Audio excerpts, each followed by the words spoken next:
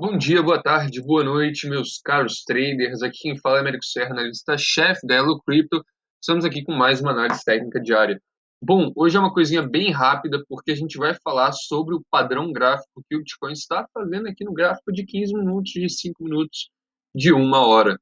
E que padrão é esse? Como vocês podem ver, enfim, acabei de desenhar aqui, vocês já estão vendo o padrão essencialmente a partir que foi formado basicamente, cadê a linha vertical? Está aqui. Foi formado basicamente desde 11 de outubro, que foi ontem, a 1 da tarde, ou seja, literalmente 24 horas atrás, é um padrão de triângulo simétrico, então é um padrão de consolidação. E o que está me preocupando nesse padrão aqui é essencialmente a estrutura da Ethereum criada em volta desse padrão. Por quê? Porque a estrutura da Ethereum não está altista, gente. Ela não está extremamente altista, quero dizer assim. Ela continua altista, obviamente, no grande esquema das coisas, digamos assim, mas no curtíssimo prazo ela não está altista. Podemos ver aqui a alta mais baixa e podemos ver também um M gigantesco, caindo abaixo daqui e rompendo todos esses níveis, a gente deve ver uma queda um pouco maior. Mas, claro, a gente pode provavelmente parar aqui nos 3.264 na Ethereum. E por que a gente pararia aqui? Bom, primeiro porque, assim, existem alguns pontos interessantes a gente abordar.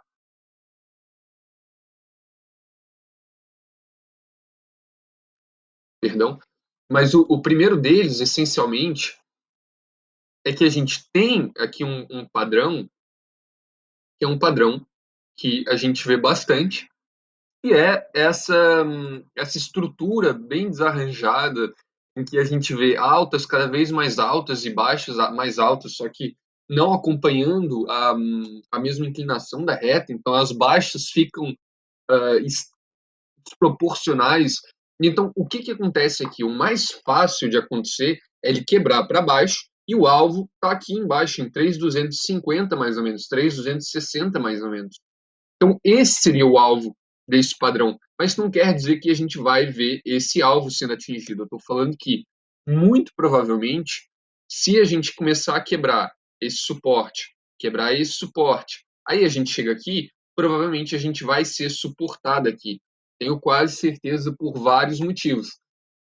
E assim, o pessoal vai ficar esperando aqui os 3.180, mais ou menos, e eu não aconselho comprar apenas aqui. Claro, se for posição alavancada, espere até aí, mas se não for alavancada, compre aqui com um pouco mais de segurança, certeza que você vai entrar na negociação, certeza que você vai entrar num bom local aqui de todo esse range. Então a gente, claro, tem aqui os 50% mais os 30% são mais importantes, já que a gente está mais altista. Então essa região inteira aqui começa em 3.300, depois 3.270, 3.260, e aí coloca aqui algumas ordens entre 3.180, 3.170. É o que eu faria, não é uma dica financeira, já agora, só para avisar. Mas isso, obviamente, é se a gente conseguir quebrar essa região aqui embaixo, formar aqui um fechamento numa hora, abaixo aqui dos 3.414. E claro, se o Bitcoin quebrar aqui para cima, como a gente está numa região de resistência na dominância, e eu quero mostrar isso, a gente está bastante próximo aqui de uma região de resistência. Então, o que poderia acontecer é que a dominância ela daria aqui um impulso, um primeiro impulso aqui para cima, que seria esse impulso primário do Bitcoin, e depois o Bitcoin poderia ter uma grande correção ou então ficar lateralizado. Só que se ele tivesse aqui uma grande correção, depois desse grande impulso, a gente veria a dominância vindo para a próxima resistência, aqui em 49%.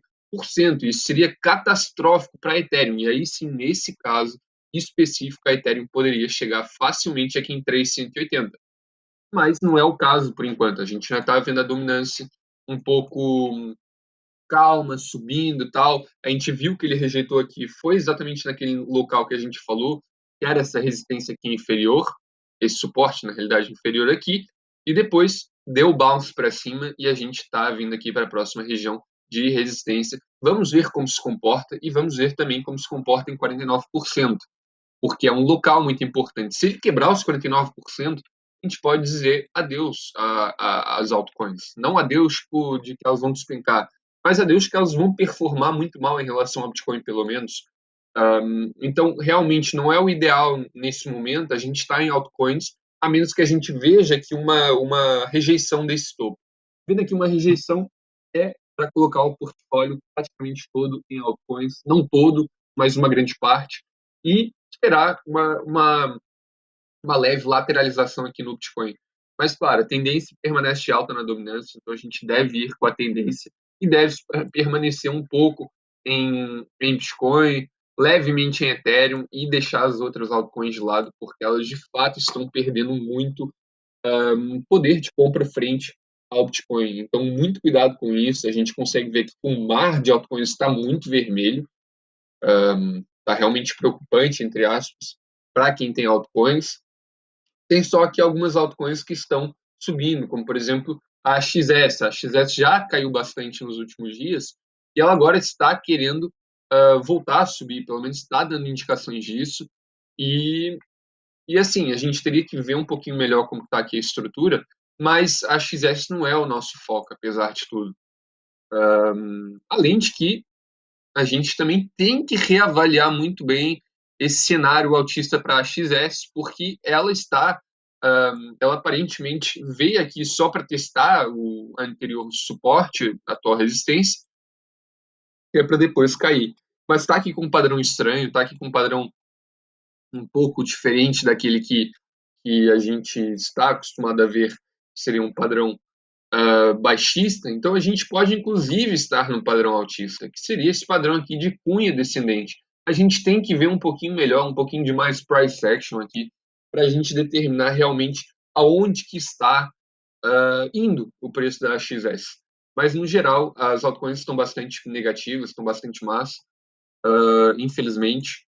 Mas também podemos dizer que a Ethereum também permanece aqui numa cunha de baixa, então é natural que o alvo dela esteja aqui em 3.600, caso ela não rompa esse suporte aqui.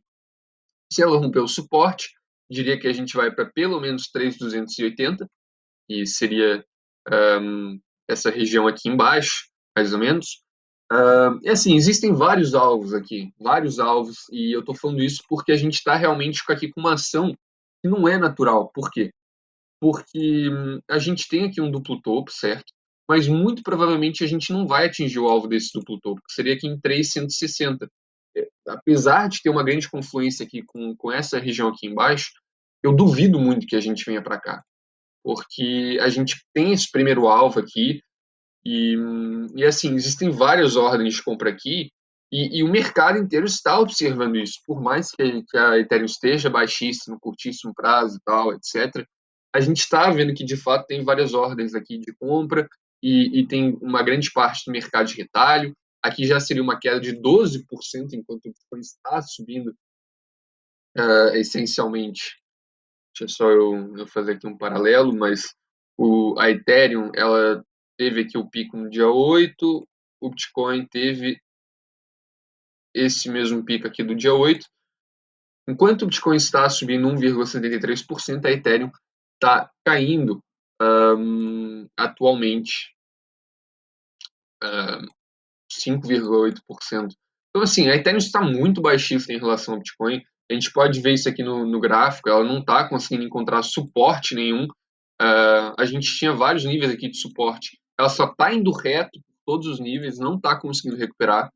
E assim, está ficando bem preocupante isso daqui. Está ficando bem semelhante a realmente uma reversão aqui.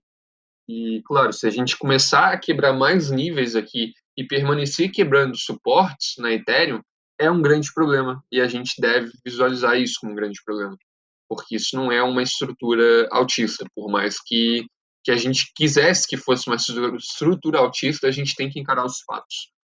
E ver que isso de fato não é uma estrutura altista, que isso de fato não está levando para algum nível em que a gente vá ver uma, enfim, uma subida aqui.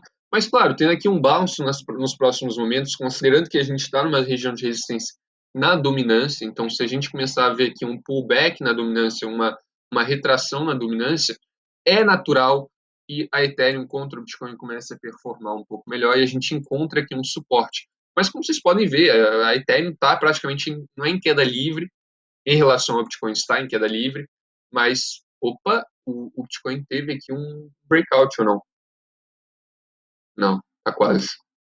Tá mesmo quase. A gente está agora em região de suporte, tá sendo suportado. E a Ethereum segue aqui sem qualquer ação positiva, a gente continua bem negativo. Mas enfim, era só para atualizar vocês aqui e também falar sobre o, o alvo desse padrão. Então a gente vai colocar tanto para baixo quanto para cima, porque isso é um padrão que a gente tem iguais chances, entre aspas, de quebrar tanto para baixo quanto para cima. A maior chance aqui, entre aspas, é da gente quebrar para cima. Por quê? Porque a gente está com um momentum altista, a gente está com uma tendência altista. Então, nada mais justo do que ir sempre pela questão da tendência. The train is your friend until the end. A tendência é sua amiga até o fim, e é verdade. A gente continua na tendência, então o melhor é a gente esperar que a tendência continue, e o melhor é a gente só alterar a forma de negociação caso a tendência mude. E que não é o caso, a gente não aparenta ver nenhuma alteração na tendência ainda. Claro que a gente está vendo uma coisa que é muito, digamos, frágil, ou seja, basta ele fechar aqui embaixo, ele já vai começar a fazer aqui um price action baixista e ele vai provavelmente vir aqui para os 56 mil e 100 dólares, mais ou menos, se ele cair aqui. Se a gente disparar agora, o mais provável é a gente chegar em 59 e 200. Então, esses são os dois níveis que a gente está observando. 55 e 100, se não me engano. Agora isso aqui saiu. Mas eu vou refazer rapidinho. Bom, é mais ou menos isso daqui. Eu não vou ficar com muito capricho, mas não lembro direito se eu coloquei daqui ou se eu coloquei ele na base do triângulo. Enfim, vou tentar. Mais ou menos uns 55 mil dólares e aqui uns 59.200. Fica mais ou menos isso. Talvez possa vir um pouquinho mais abaixo aqui do que os 55 mil dólares. Mas se a gente observar que o suporte diagonal, que é o suporte que a gente tem nessa enfim, nessa formação aqui de alta, o suporte está indicando realmente aqui os 55 mil dólares como um suporte forte. Então, claro, a gente também pode quebrar os 55 mil dólares, mas os 55 mil dólares é um suporte local. O que eu quero dizer com isso? Se a gente cair para cá, muito dificilmente a gente não vai ver um bounce para cima direto, entendem? Porque a gente de fato tem aqui algum suporte extra nesse local que faz com que a gente vá ser suportado. Mas se a gente quebrar essa região aqui, a região de 55 mil dólares, 54.800 mais ou menos, diria mais aqui essa região de 54 mil dólares, se a gente quebrar isso e, enfim, e quiser ver valores mais baixos, eu diria que o Bitcoin tenderia a vir pelo menos aos 52.500, mas a gente tem alvos aqui para 48 mil dólares, mais ou menos, assim, depende muito da ação do preço depois disso, porque a gente ainda pode ter aqui uma tentativa de ir aqui para o 61,8% e depois a gente voltar aqui para baixo para os 51.500, mais ou menos, formar aqui um grande wick, ou seja, um grande pavio, e depois disparar para cima, ou então consolidar aqui um triângulo simétrico. Enfim, existem várias coisas que a gente ainda precisa adequar também ao momento fundamental, digamos assim. Não é puramente técnico, as pessoas tomam decisões baseadas, ou seja, as pessoas estão se baseando numa narrativa fundamentalista. E a narrativa fundamentalista continua altista para o Bitcoin, porém, a gente está vendo uma coisa interessante no ouro hoje. A gente está vendo que o ouro está com muita dificuldade aqui de subir acima dos 1.760 e 65, mais ou menos. Ou seja, o ouro está completamente lateralizado no mês de outubro inteiro. O ouro não está mexendo um dedo. E isso é um mau sinal. E por que isso seria um mau sinal? A gente tem que compreender. Porque, basicamente, o ouro e o Bitcoin eles têm uma mudança de volatilidade entre os dois, assim como as altcoins têm em relação ao Bitcoin. Então, vamos ver, por exemplo. Eu sinceramente não tenho certeza. Eu acho que é melhor deixar isso para outra análise. BTC versus Gold. Mas eu imagino que a gente tenha. hum, enfim, eu não vou ficar pegando aqui a dominância. O que eu vou mostrar para vocês é essencialmente o gráfico do Bitcoin. Eu vou comparar ele com o ouro. Então, SHA USD, nova escala de preço. E agora a gente coloca aqui num time frame um pouco diferente, digamos assim. Bom, o que a gente vai analisar aqui rapidamente, só para vocês terem uma noção. Não sei se alguém já viu alguma análise minha falando sobre isso, mas, gente, notem aqui uma coisa, certo? Enquanto o ouro, quando o ouro teve essa grande queda aqui, certo? A gente viu essa grande queda aqui para baixo, o Bitcoin também teve a grande queda. Isso foi o Corona Dump, todo o mercado teve uma gigantesca liquidação aqui, e foi basicamente ao mesmo tempo. Então, nesse momento, elas estavam muito correlacionados um ao outro. Os dois ativos estavam muito correlacionados. E o que aconteceu é que tanto o Bitcoin quanto o ouro começaram a subir logo em seguida. O ouro subiu, enfim, quer dizer, isso aqui não está correto, mas o ouro subiu bastante. Então, a gente vê que o ouro foi aqui de 1458 para 2060, mais ou menos. E o que aconteceu foi que a gente viu uma grande queda de novo desse nível. E assim que a gente viu essa grande queda, e a gente começou a ver aqui que existia aqui um padrão de baixa que se assemelhava muito ao final de um bull market, porque essas altas mais baixas, cada vez mais baixas, ou seja, um triângulo descendente, digamos assim, e aí depois o preço quebrou para baixo, assim que a gente viu que ele iria quebrar aqui para baixo, o Bitcoin também foi suprimido. Então a gente começou a ver aqui o ouro lateralizando e o Bitcoin também lateralizando. O que aconteceu? Assim que o ouro teve essa primeira disparada aqui, o Bitcoin começou a corrida. E aí o ouro, o que aconteceu com ele foi que ele continuou esse momento de lateralização, certo? Até aqui, aqui ele quebrou essa lateralização para baixo, correto? A gente viu essa quebra e foi aqui que o Bitcoin começou, o pessoal começou a falar, bom, vai ter uma pequena correção, uma pequena correção. Aqui no Bitcoin a gente teve de fato uma pequena correção aqui, exatamente com o ouro. O ouro voltou a subir e aí a gente viu outra pequena correção no ouro. O que isso demonstra para a gente? Isso demonstra que o gráfico do Bitcoin, quando o ouro está com muita volatilidade, as pessoas tendem a fugir um pouco do Bitcoin e ir mais para o ouro. E quando o ouro não está com tanta volatilidade, como a gente viu aqui, o ouro não estava assim, ainda com tanta volatilidade, apesar de estar com alguma volatilidade, o ouro ainda não tinha quebrado nenhum valor aqui atrás que falasse que, por exemplo, que a gente iria recomeçar um bull market no ouro. O Bitcoin começou a tomar lugar, então foi de US$ 20.000 para US$ 40.000. Quando chegou em US$ 40.000, o ouro caiu, e aí o que aconteceu com o Bitcoin? Se correlacionou ao ouro, e o Bitcoin também caiu, teve a primeira queda, subiu um pouco junto com o ouro. Claro, o Bitcoin seguiu caindo porque ele estava aqui formando um outro padrão, e o ouro aqui seguiu caindo. E a partir do momento que o ouro está caindo aqui, o que o pessoal já está vendo? O pessoal já está vendo uma grande descorrelação entre o ouro e o Bitcoin, o que não é verdade. Essa descorrelação não vai acontecer para sempre.